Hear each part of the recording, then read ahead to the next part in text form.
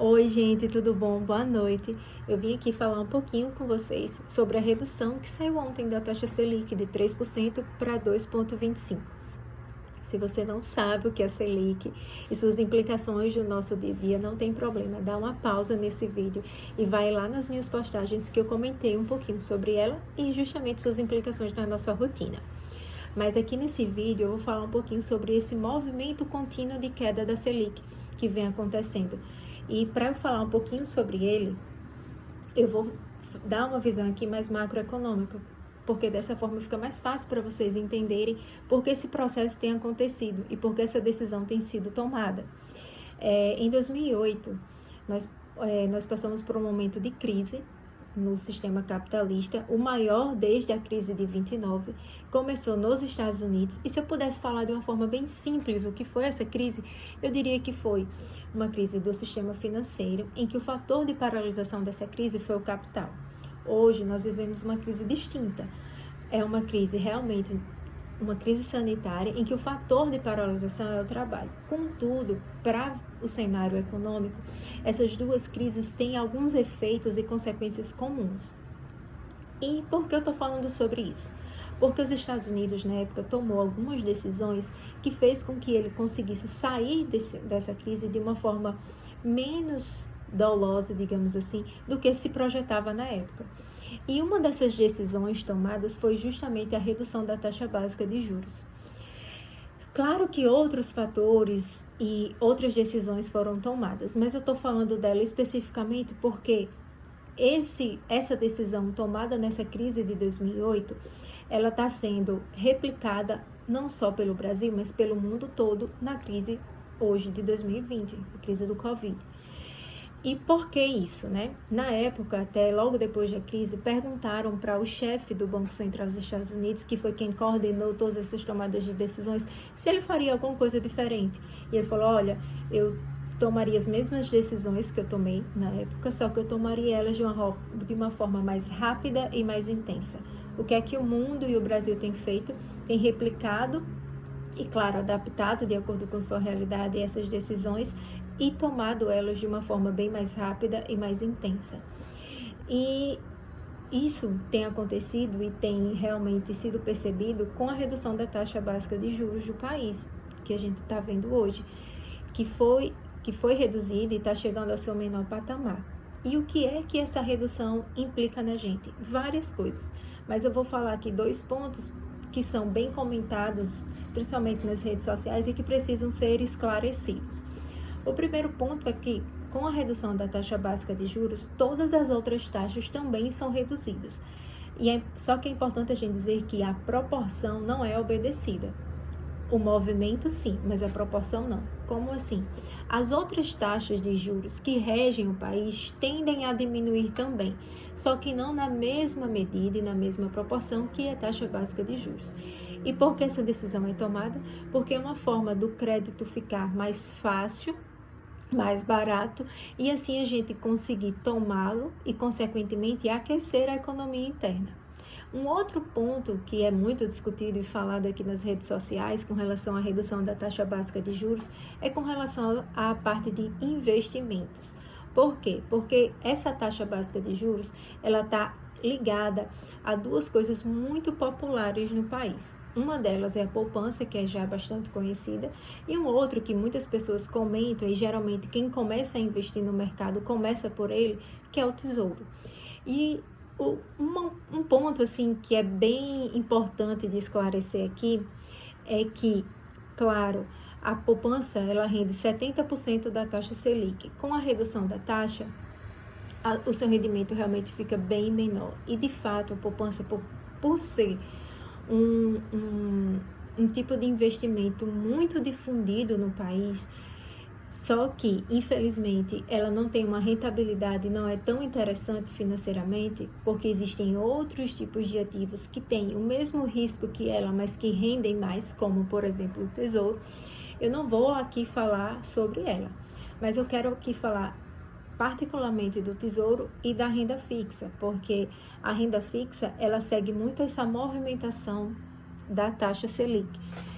E por que eu estou falando sobre ela? Porque, infelizmente, depois da notícia de ontem, eu vi nas redes sociais e em alguns comentários e algumas perguntas também que chegaram até mim, dizendo, a renda fixa morreu, não vale mais a pena investir na renda fixa, agora eu vou migrar para a renda variável. E é importante demais que eu alerte quem está com essa dúvida ou esse desejo. Por quê?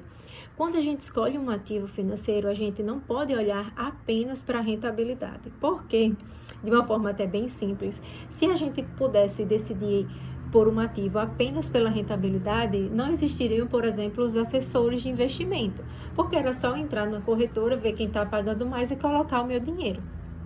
E não é assim, porque a gente sabe que cada ativo tem um perfil, cada pessoa tem um objetivo a partir do momento que entra no mercado, e tudo isso deve ser avaliado para poder realmente montar um portfólio e conseguir com que ela entre no mercado de uma forma que seja consistente, né, e que seja duradoura. E o que é que eu estou querendo falar com isso? Que a renda fixa não morreu, que o tesouro não morreu. Isso porque, para alguns tipos de tomadas de decisões, para alguns tipos de investimento, a renda fixa, ela é sim uma excelente opção. Porque um investidor, mesmo que seja milionário, muitas vezes, não estou dizendo todos, porque cada um tem um perfil, mas porque muitas pessoas, mesmo tendo um montante significativo investido, ainda continuam com parte do seu valor na renda fixa.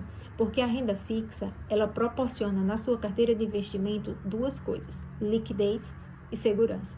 Liquidez porque, quando a gente fala muito sobre hoje, né, reserva de emergência, o que é que você espera de uma reserva de emergência? Um dinheiro que fique lá, guardado e rendendo, mas que no momento realmente que seja emergencial, eu vá lá e consiga sacar aquele dinheiro a qualquer momento, a partir da minha demanda.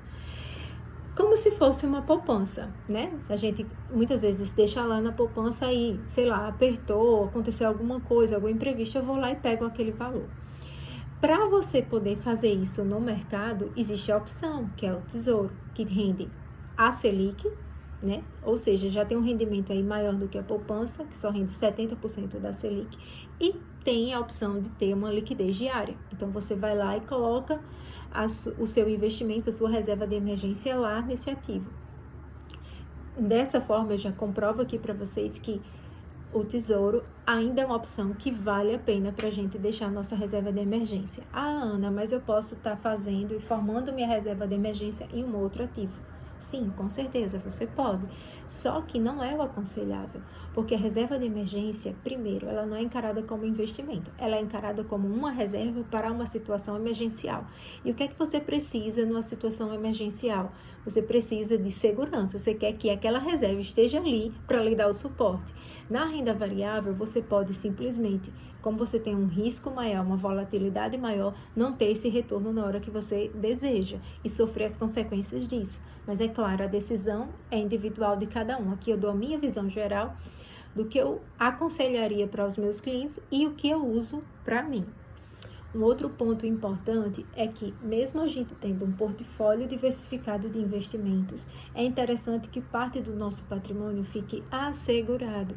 E os papéis da renda fixa têm essa segurança, né, que nos proporciona realmente um valor guardado do nosso patrimônio, em que a gente sabe que, por mais que aconteçam situações realmente bem conturbadas e difíceis, aquele valor vai estar lá resguardado e assegurado. Então, é por esses dois motivos que a renda fixa não morreu hoje e não vai morrer de jeito nenhum, porque ela sempre tem um perfil que a atenda de investimento.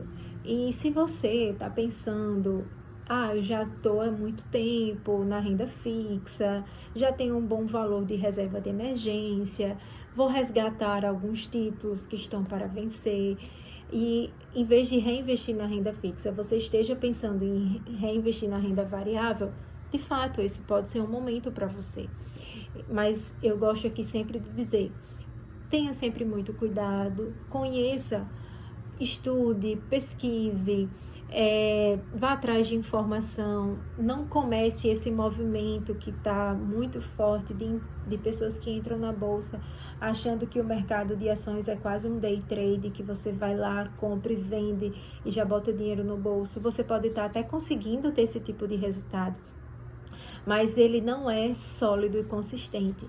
E o que a gente pretende, a partir do momento que a gente tem uma educação financeira e um olhar diferente com relação ao nosso dinheiro, é que a gente quer ter o maior, assim, digamos assim, uma caminhada, uma trajetória realmente que seja sólida e que a gente realmente consiga construir um futuro mais ameno. A gente não faz um investimento pensando que vai resgatá-lo daqui a um mês, 2, 3. A gente realmente faz um investimento e muda a nossa postura frente ao dinheiro, porque a gente sabe que aquela atitude e aquele hábito, ele vai ser construído da nossa vida a partir daquele momento e vai seguir com a gente ali por diante. Então, são sempre atitudes e tomadas de decisões que visam o médio e longo prazo. Por isso que eu decidi aqui estar falando com vocês. Qualquer dúvida, qualquer coisa, por favor, podem falar comigo. Podem mandar mensagens aqui pelo Instagram, que eu tenho o maior prazer de respondê-los, tá bom? Peço desculpa porque esse é o meu primeiro vídeo, eu nunca fiz nenhum. Estou me habituando ainda com essa ferramenta do Instagram, então às vezes não olho para a câmera e enfim, não tenho uma boa desenvoltura, mas eu prometo a vocês que eu vou melhorar daqui para frente. Mas muito obrigada pelos minutos de atenção e qualquer coisa, estou aqui. Obrigada!